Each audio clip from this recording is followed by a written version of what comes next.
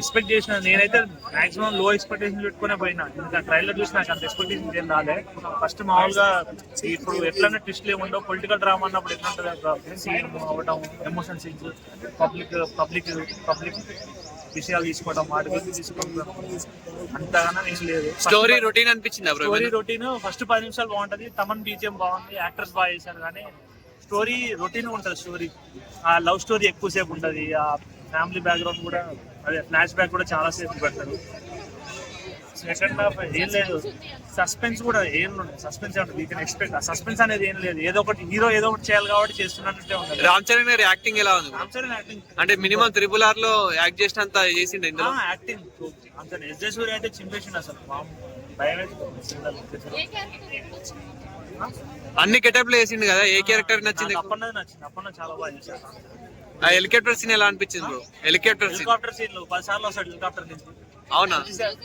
Tamannaah BGM బాగుంది, music Ramachandra చాలా బాగుంటది. అంత ఆ డోప్ సాంగ్, లేదా గుర్రం మీద సాంగ్ ఉంటది, అది అసలు లేనే లేదు సార్ సినిమాలో. అవసరం అంటే అది మంచి పని చేసింది, తీసిండు. ఎందుకంటే అంత బడ్జెట్ పెట్టి సాంగ్స్ కి 80 కోట్లు ఎంతో పెట్టానంట పాటలకు, అవసరం లేదు. అది పెట్టి ఓట్ బడ్జెట్ చేసి మళ్ళీ ప్రజలు కూడా రావాలంటే 500 పెడితే ఎవరు వస్తారు? పొలిటికల్ గా ఎలా చూపించాడు బ్రో? టెక్నికల్ గా అంత బాగా స్టోరీ లేదు. ఫస్ట్ కథలో బలం ఉండాలి, ప్రతి సీన్ కి మోటివేషన్ ఉండాలి. ఎందుకు జరుగుతుందని అది లేదు. ఫస్ట్ వచ్చిందంటే వచ్చింది, ఎలివేషన్ అంతే. ఆ screen play, elevation, direction, acting వాళ్ళకి నేను చెప్తున్నా, యాక్టింగ్ వాళ్ళు ఎట్లనే చేస్తారు.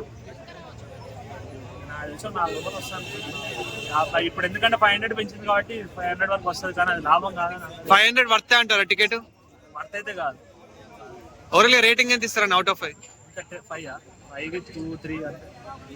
థ్యాంక్ యూ పడకుండా తిట్టుకోవద్దు అన్న. లోగో అవపడట్లేదు అన్న మనం. ఓకే అన్న, ఫోన్ పడుతుంది. టర్నన్న లైఫ్ లో ఒక గేమ్ చేంజర్ మూమెంట్ గా ఉంటదేమో అనుకున్నా. ఎందుకంటే శంకర్ గారు ఇప్పటి వరకు ఏ హీరోతో స్ట్రైట్ తెలుగు ఫిలిం చేయలేదు.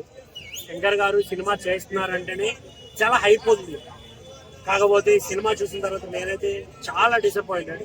నిజంగా ఇది శంకర్ గారు తీసిన సినిమానేనా అనే ఫీలింగ్ వచ్చింది నాకైతే. ఎందుకంటే ఆ డైలాగ్స్ కావచ్చు, కొన్ని స్క్రిప్ట్ కావచ్చు, చాలా నార్మల్ గా అనిపించింది నాకైతే. నార్మల్ కూడా కాదు. కొన్ని డైలాగ్స్ అయితే మరీ ఫస్ట్ హాఫ్ విషయానికి వస్తే మెయిన్ గా బోరింగ్ ఉంది. స్టోరీ అంతా బోరింగ్ అనిపించేస్తుంది. లాస్ట్ 10 మినిట్స్, ఇంటర్వెల్ కి ముందు ఒక 10 మినిట్స్ మంచిగా అనిపించిన, సెకండ్ హాఫ్ పర్లేదు అనే ఫీలింగ్ అయితే వస్తుంది. ఇందులో యాక్టింగ్ వైజ్ చూసుకుంటే అందరూ చాలా బాగా చేశారు. మెయిన్ గా చెప్పుకోవాల్సింది చరణన్న అండ్ మన ఎస్జే సూర్య గారు, అంజలి గారు కూడా చాలా మంచిగా అనిపిస్తుంది. నెక్స్ట్ మ్యూజిక్ విషయానికి వస్తే కొన్ని సాంగ్స్ చాలా బాగా అనిపిస్తాయి. కొన్ని సాంగ్స్ అంటే బాగా ఎక్కడో మిస్ అవుతుంది కదా అనే ఫీలింగ్ మనకి అక్కడికక్కడే అనిపించేస్తుంది థియేటర్ లో. ఓవరాల్ గా చూసుకుంటే సినిమా నాకైతే 1 టైం వాచబుల్. అది కూడా మన చరణన్న కోసం చూడొచ్చు అనే ఫీలింగ్ వచ్చింది. ఎందుకు అంటే ఇది చాలా మంది సోషలైజ్ చేసి ఇది సోషల్ గా మెసేజ్ ఇస్తున్నారు అన్నట్టు చూడాలి అని అనుకుంటున్నారేమో. బట్ ఇది సింపుల్ రివెంజ్ స్టోరీ. సో థియేటర్కి వెళ్ళండి, చూడండి, ఎంజాయ్ చేయండి. అందరికీ ముందుగా సంక్రాంతి శుభాకాంక్షలు. స్టోరీ ఎలా అనిపించింది అన్న? ఏ స్టోరీ అన్నీ చెప్పింది.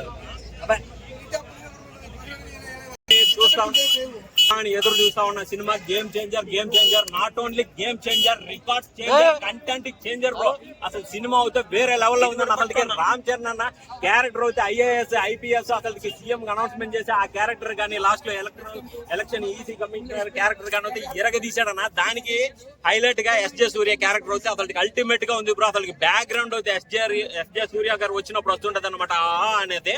అదైతే అల్టిమేట్ బ్రో. ఒకటే చెప్తా ఉన్నాను, ఐటమ్ సాంగ్స్, ఈ ఎలివేషన్లు, మనకి అవి ఇవి కామెడీ అన్ని కాదు బ్రో, మంచి సోషల్ కంటెంట్ ఉన్న సినిమా అనమాట. ఒకే ఒక్కటి సినిమా చూస్తే మనకి ఎంత గూస్ బంప్స్ వస్తాయో దానికి డబుల్ వస్తాయి బ్రో. ఇంకోటి ఎస్పెషల్ హైలైట్ ఏంటంటే సాంగ్స్ అన్న.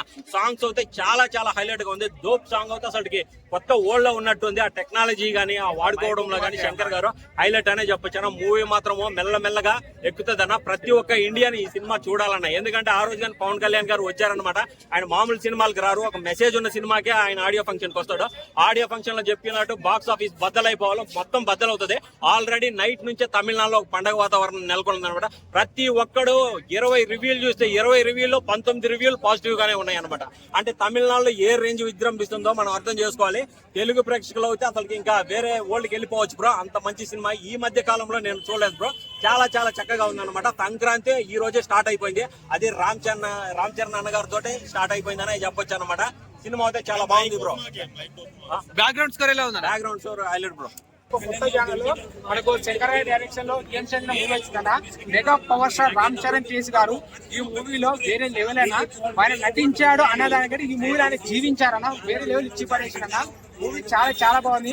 ఆయన ఇందులో కొన్ని పాత్రలు చేశాడు. ఆయన చేసిన ప్రతి ఒక్క ఏ పాత్రకు ఆ పాత్ర స్పెషల్ అన్న. దానికి దీనికి ఎటువంటి సంబంధం లేదు. శంకర్ సాగర్ ఎన్నుకున్న కథను 100కు 1000 రెట్లు కరెక్ట్గా తీసి మన ముందుకి మూవీ తీసుకొచ్చారన్న. 2020 టాలీవుడ్ ఇండస్ట్రీ సినిమా రికార్డులను బదులు కొట్టేస్తాన. మామూలు కాదు, సినిమా అయితే చాలా బాగుంది. ఫైట్లు కానీ పాటలు కానీ మనకు హీరోయిన్ కానీ మనకి విలనిజం కానీ మ్యూజిక్ కానీ బీజం కానీ ఎక్కడ బోర్డు కొట్టకుండా ఎక్కడ ల్యాగ్ లేకుండా ఈ సీను విమర్శించడానికి విమర్శలకు సైతం కూడా లేకుండా శంకర్ సార్ చాలా నీట్ గా క్లీన్ గా మూవీ డైరెక్ట్ చేసి మన ముందుకు తీసుకొచ్చారు భయ. నా వరకు అయితే mega power star Ram Charan గారి యాక్టింగ్ వేరే లెవెల్ ఇచ్చి పడేసింది భయ. ఇంకోటి ఇండియాలో నెంబర్ 1 అంటే ఓన్లీ శంకర్ సార్ భయ. ఆయన తర్వాత ఎవరైనా ఆయన మాదే డైరెక్ట్ చేయాలంటే వేరే వాళ్ళతో కాదు భయ. ఎవరైనా చేయాలంటే మళ్ళీ ఆయనే చేయాలి. కాబట్టి నెంబర్ 1 ఇండియా డైరెక్టర్ శంకర్ గారు ఈ మూవీ మనకు గేమ్ చేంజర్ మూవీ తీసుకొచ్చారు. మూవీ చాలా బాగుంది. మూవీలో ఎక్కడ ల్యాగ్ లేదు. చాలా మంది యావరేజ్ అది అంటున్నారు. అలాంటి ఏం లేదు భయ. ఒకే ఒకడు జంటి మీద పార్టీ అంటున్నారు. ఇది ఆ టైంలో ఆ జనంలో అలా తీశారు భయ. ఇప్పుడు 2025 జోనర్లో 2000 మళ్ళీ ప్రత్యేక పాయింట్ అదే కానీ లోపల కథ ఒకటే కానీ కథాంశం కథకు చాలా తేడా ఉంది. అది చాలా మందికి తెలియదు. మనం ఏం చేస్తాము, కథ వేరు కథాంశం వేరు భయ. కథలోని కథాంశాన్ని తీసుకొని మనకి గేమ్ చేంజర్ లో శంకర్ గారు తీశారు. మూవీ అయితే ఇచ్చి పడేసిను. ఈ మూవీ అయితే నాకు ఎన్నిసార్లు చూడబోతుంది భయ. Mega power star Ram Charan దగ్గర మూవీలో యాక్టింగ్ వేరే లెవెల్ భయ. అలా ఇలా కాదు, మన థియేటర్ లో కూర్చుంటే సీట్లుండే పైన సమాజానికి ఎలా చూపించాలో అలా చూపించిండు. అంటే అప్పట్లో భారతీయుడు ఒకరికొకరు చిన్నగా ఉన్న మా సినిమా వచ్చినప్పుడు అప్పుడున్న జనరేషన్ తగ్గట్టు స్టోరీ అలాగా తీసిండు.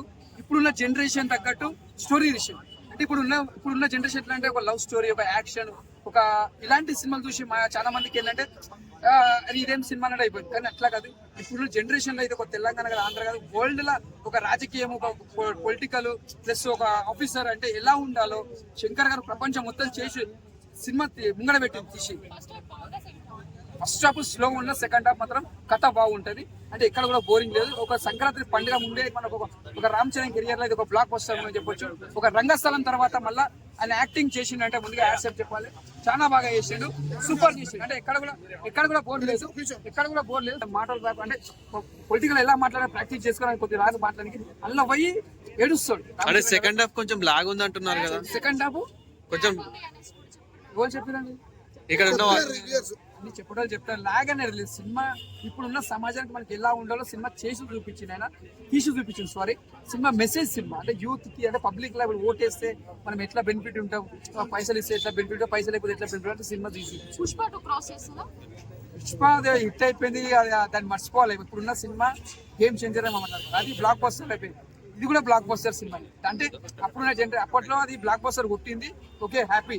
ఇప్పుడున్న మెగాస్టార్ ఫ్యాన్స్ కి, పవన్ కళ్యాణ్ ఫ్యాన్స్, రామ్ చరణ్ ఫ్యాన్స్ అందరికి పండుగ లాంటి సినిమా ఇది. ఇది ఒక block buster game changer cinema.